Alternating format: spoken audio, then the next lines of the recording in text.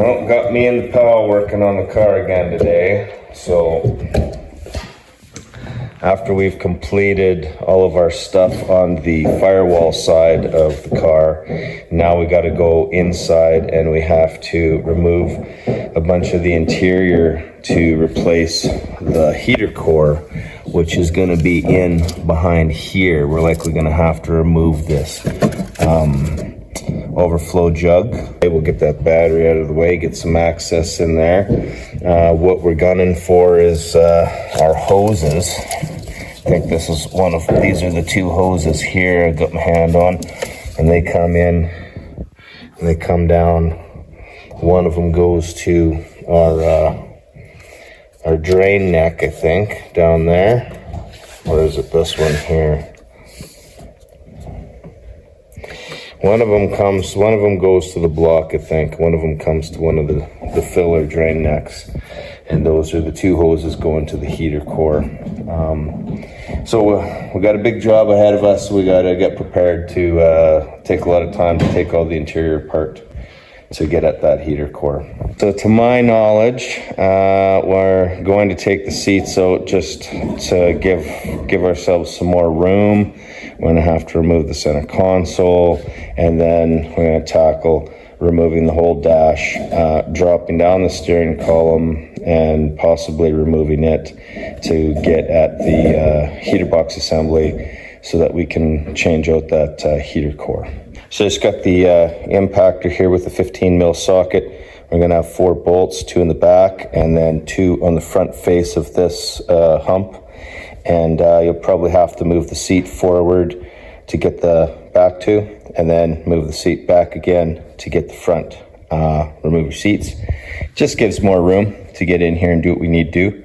It doesn't take long. And then we've got the center console here, and we have 2 screws, 1 in each cup holder in the front, and then 4 down there that we got to remove, and those are all Phillips head screws.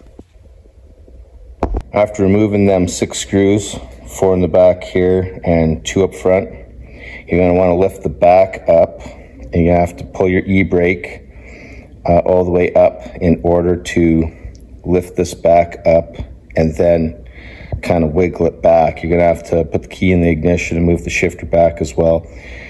Manipulate these 2 things, get that center console out, and this is what we're left with. So next, moving on, we've got a side panel on each side of the dash that just pulls out. There's actually a spot for your fingers to go into this one to access the fuse box there.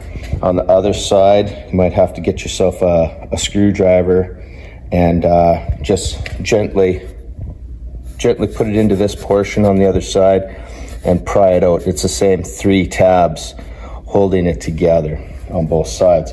Next, we have this top dash portion. So we have a screw here, same spot, other side. We have 2 screws in here, just on the very edge, last square, right there and right there. So you're just gonna have to get yourself a small screwdriver so you've got enough room to get that between the window and pull those out. So that's 4 screws, and then you'll grab on here and you're going to work the front free, and then we're gonna try and pull this out. As it turned out, we had to remove these pillar covers. If you take a look, it'll go right there.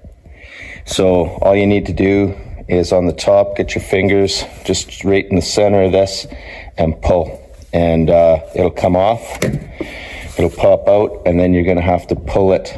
You'll have to pull it back out for where that portion is down underneath that dash piece. That's just going to give us some more wiggle room when we're removing that top dash plate there.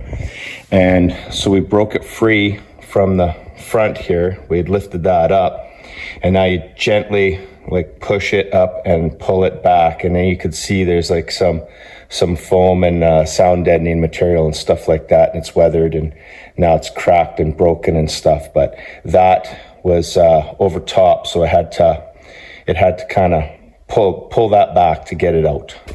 No big deal. So next we're going to be working at this center console control here in the dash. And you got to remove these top vents to get access at these two screws up here. So what I did to remove those is your vents in place here. So I just rotate this down until this end clicks out. And then as it clicks out, then I'm just going to wiggle it and play with it until I can pull it out like that. So same thing on this side here, and putting it in.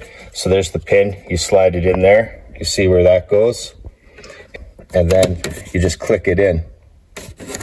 So I rotate this out, and I just keep forcing that back until that unclicks, and pull it out slightly, and just gonna pull it this way, wiggle it that way to come off this pin here. The next thing to do is we've got to remove all the knobs off the controls here. You just grab it good and just pull on this thing, and it should come off fairly easily. And once we've removed all those, now this control bezel here should all come off. So you just carefully start at the top, work your way around. You can pull this off of here, and with it taken off, you can see where the clips are. So there's a clip here, clip there, here, and here. So if you want to make note of that for where to pry from, to gently pry that off without breaking it.